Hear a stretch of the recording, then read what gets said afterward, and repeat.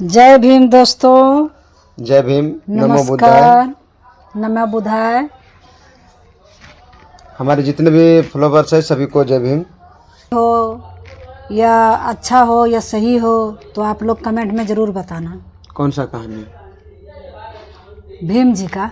भीम हम जी का? कुछ मतलब बुक्स में एक अथी का बुक्स लाए थे, उसमें लिखा था तो उसमें हम पढ़े थे, तो मतलब थोड़ा बहुत मुझे समझ में आया है अभी।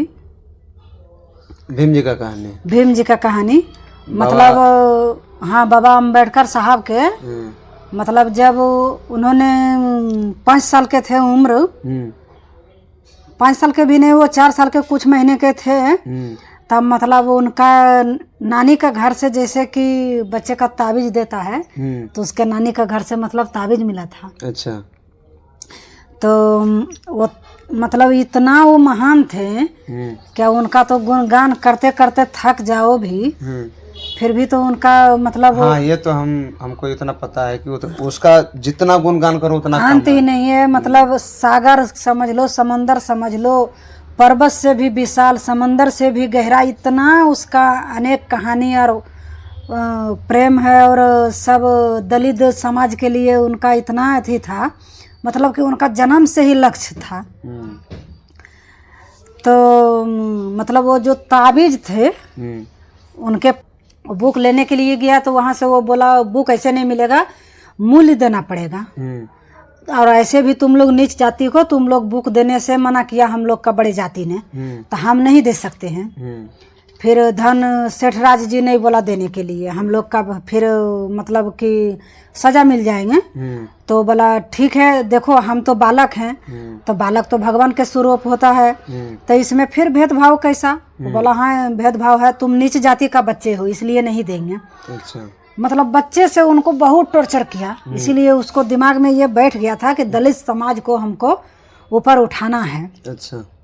और लड़ाई झगड़ा गोली बंदूक पिस्तौल से नहीं, सिर्फ दिमाग से, शिक्षा से। उसके बाद उसने क्या किया, वो बोला तो आपको मूल चाहिए, इस जितना ये उस बुक का मूल है उससे हम अधिक गुना ज़्यादा देंगे आपको, तो दे दीजिएगा। बोला हाँ। उस समय तो पूरा एकदम दलित था, ऐसे करके वो अपना ताबीज उतार के उसको दे दिया। दे के वो बुक लेके आ गया। उसका पिताजी देखा, फिर कुछ नहीं बोला, वो लेके आ गया घर। उसका मम्मी बोली ये कहाँ से लाया? वो बोला मैं मार्केट से। बोला तो ऐसे नहीं दिया होगा ना? वो बोला ताबीज में दे दिया उसको, मूल मांगा था। बोला तुमको इसमें कुछ मतलब समझ में नहीं आया, तुम दे दिया? उसके माँ बोली थी। तो बोला नहीं माँ, ये ताबीज तो अभी मेरे गले में है, ये कल हेरा सकते हैं, इसका मतलब उससे कम हो सकते हैं या 2 रुपया ज़्यादा हो सकते हैं मूल, इससे हम क्या करेंगे? नहीं तो ये मुझे खाना देंगे, नहीं तो मुझे ज्ञान देगा, नहीं तो मुझे शिक्षा देंगे, नहीं तो मुझे कुछ ये बताएंगे और मेरा बुक्स सब कुछ बताएंगे। उसके बाद वहाँ से मतलब बुक्स लेकर वो पढ़ना चाहते थे। वहाँ झांसी की रानी आए थे तो वो अपना वो शिक्षा पाए थे, और भीम के भाई बोलते थे वो अपना। अच्छा। कि हम आपको भाई मानते हैं। और वो बड़े समाज से थे, फिर भी वो छुप छुप के मिलने के लिए जाते थे और उनसे बातें विचार करते थे। वही बुक्स लेकर एक 60 जगह में बैठ के और वो पढ़ाई करते थे। तो उसको पिताजी मतलब बोले थे कि देखो इनको कोई डिस्टर्ब नहीं करना है, ये मेरा बच्चा जरूर एक न एक दिन अथी करेगा, दलित समाज को मतलब उठाएगा और मेरा नाम रोशन जरूर करेगा, इसको हम पढ़ाएंगे चाहे जैसे भी पढ़ाएंगे। एक बार क्या किया, उच्च समाज के लोगों ने मतलब नीचे जाति का इधर पीछे में पुछड़ी बना दिया था झाड़ू बांध के, और उसको मटका टांग दिया था गले में। वो देखकर भीम जी के डराया था कि वो देख के डरेगा भीम जी तो पढ़ने के लिए छोड़ देगा। वो सारे लोग आया, बोला ये क्या है? वो बोला तुमको भी ऐसे करेगा, तुम भी नीचे जाति के है। उसका फिर भीम जी आया, बैठ कर मतलब ध्यान से सोचा कि मेरे पिताजी क्या समझाना चाहते थे। फिर उसको मतलब समझ में आ गए कि देखो मतलब उसको समझ में नहीं आ रहा है कि किस दिशा में चलना है और कैसे हमको आगे बढ़ना है, कि शिक्षित होना है, कैसे क्या करना है, जो कि हमको ये मटका नहीं टांगेंगे गले में, हमको ये झाड़ू नहीं लगाएंगे, हमको मतलब उसको समझे नहीं कि किधर में धूप है किधर में छाँव है। अच्छा, मतलब उसको दिशा दिखाने के लिए उसको दिशा दिखाने के लिए चाहते थे। वो तुरंत समझ गया। उसको बोला ठीक है, वो गया स्कूल। स्कूल में जाने के बाद गुरुजी बोला यहाँ पे प्रवेश नहीं मिलेगा। बोला ठीक है गुरुजी, हम बाहर से पढ़ लेंगे।